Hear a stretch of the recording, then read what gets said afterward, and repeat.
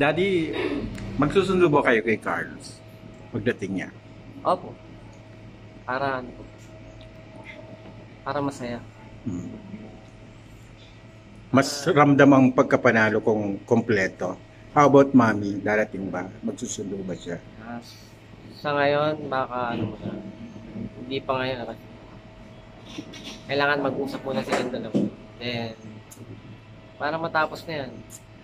Para ano, para maging masaya talaga. Para, Walang ibang tao na pwede mag-bridge talaga sa kay mami at sa kay Carlos, kundi ikaw. Ano ang pwede mong magawa para matuldukan na itong issue na to?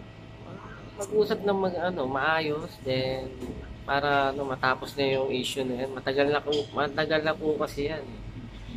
Para ano, Since when yung ano na to, yung yung way back 2022. 2022? Yes. Sa palagay mo, ano yung talagang ikinatampo ni mami kay Carlos? No comment. Di ko Okay. alam eh. Daddy, paano po kayo nagkakilala ni Mami Angelica? Magkababata kami niyan sa Liberisa, doon sa looban. Kasi talagang doon yung parang ang kanya talagang dito po kayo Doon lang po. sa Liberty.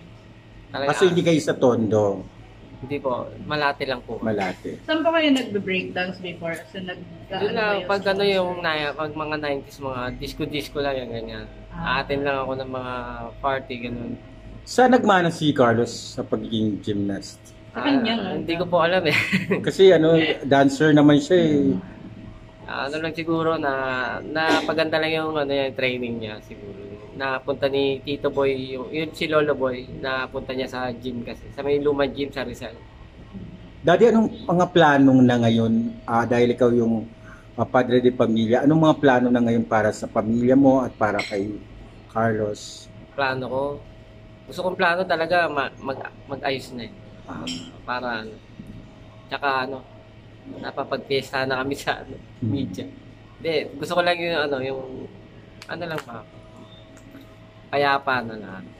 Kasi may mga comment na parang pera lang daw ang habol nyo, whatsoever. Ano yung komento mo doon, Daddy? Kami, sanay naman po kami kahit walang pera.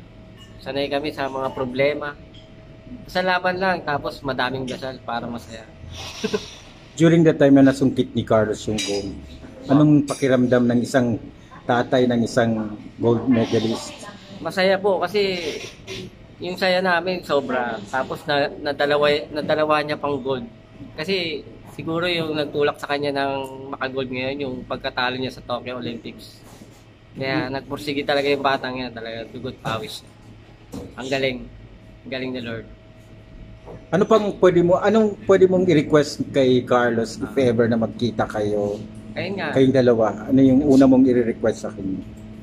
Balatuhan ka niya o charot lang? Hindi. Or ano ba?